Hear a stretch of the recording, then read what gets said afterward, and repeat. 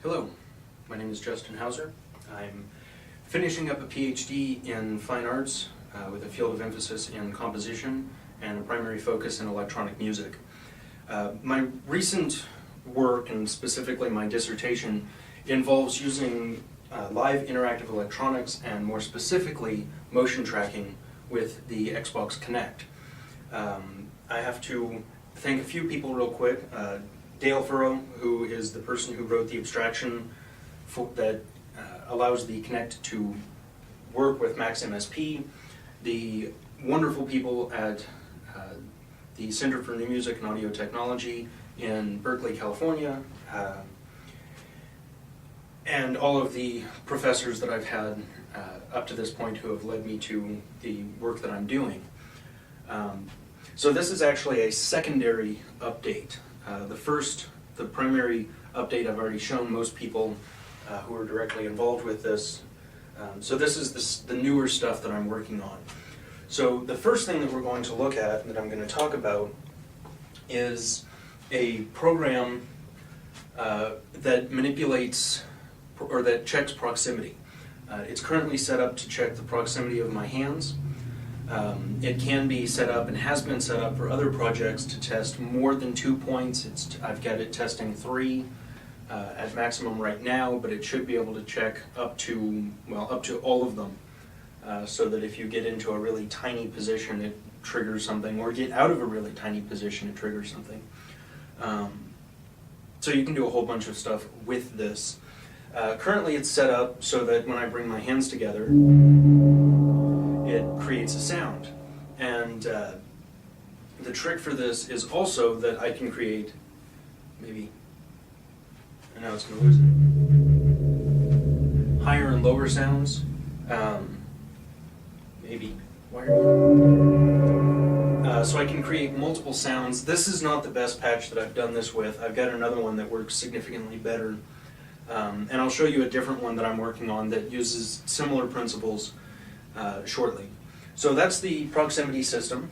It again tests for how close together hands are. The next one that we're going to talk about is a revival of a previous system that I called spatial triggering. And what it does is it looks for points on the body to pass through a certain area. And in this instance, I have large spheres and small spheres. The small spheres initiate the sound, and then the large spheres allow me to manipulate the sound. That was the cat. The cat is having a little bit of a psychotic moment. I don't know why, but she does that.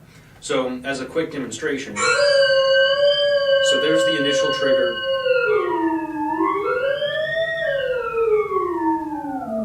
And so I can control the sound much like a theremin after I trigger the initial system. I have 2 points on either side of me, and one of the cool parts is that it actually tracks my motion. So when I'm closer, you get a less reverb sound, so you get a more close, dry sound, and then as I move away, it has a much more reverb in it.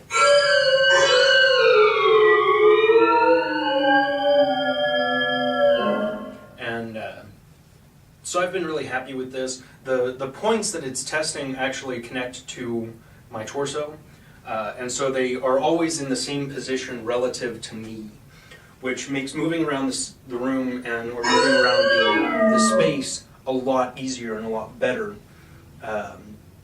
because I have those options. So that's the spatial trigger system. The next one is an update to what I call the flowing patch. And the way this works is my right hand triggers notes. So left and right controls triggering notes, up and down controls the octave. So the higher my hand is, the higher the note is, the lower the lower. And then my left hand controls a filter. It's a low frequency filter if anybody's interested. A low pass filter. And the other area that is interesting is when I'm forward, it creates one sound, or one sound is dominant. As I move to the back right, a second sound is dominant. And as I move to the back left, a third sound is dominant.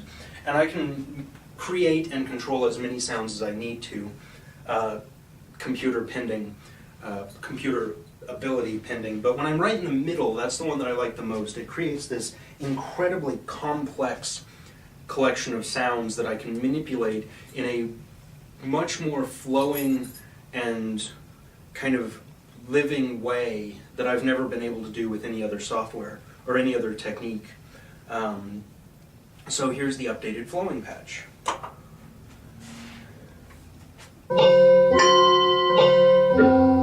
So I've got a bell sound in the front.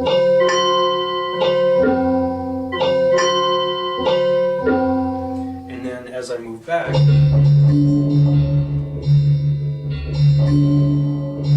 this is primarily a gong. I'm really excited with the low range that this gives me when I do these big sweeps that follow my hands. And then the last one that I'll show you is this very buzzy kind of chime sound. And this one works the best. So when I'm in the center, again, it creates that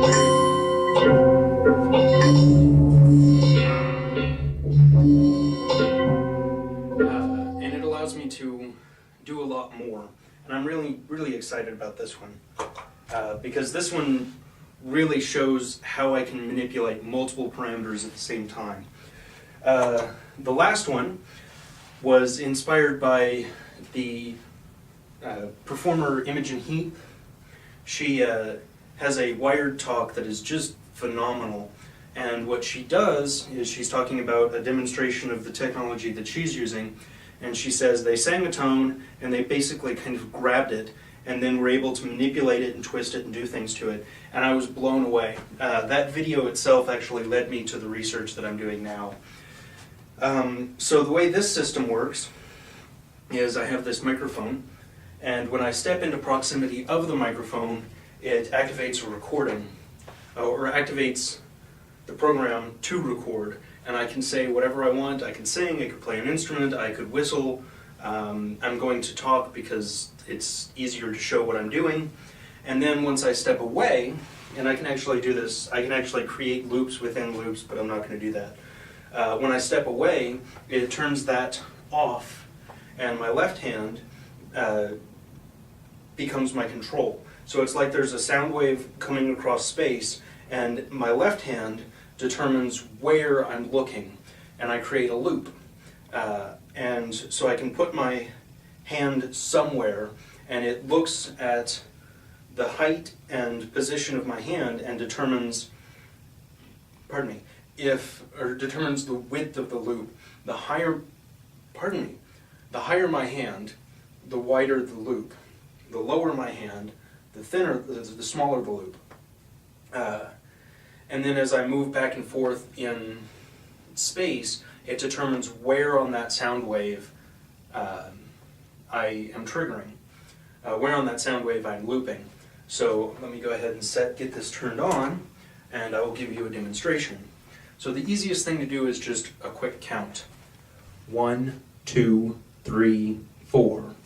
Now I have this running through my sound system so that I can make sure that I'm making noise. 3, 2, 3, 4. 3, 2, 3, 2, 3, so, 2. We have a couple of statements there quite nicely. 4, 4, 3, 3, 3. Moving my hand down, I can then limit it.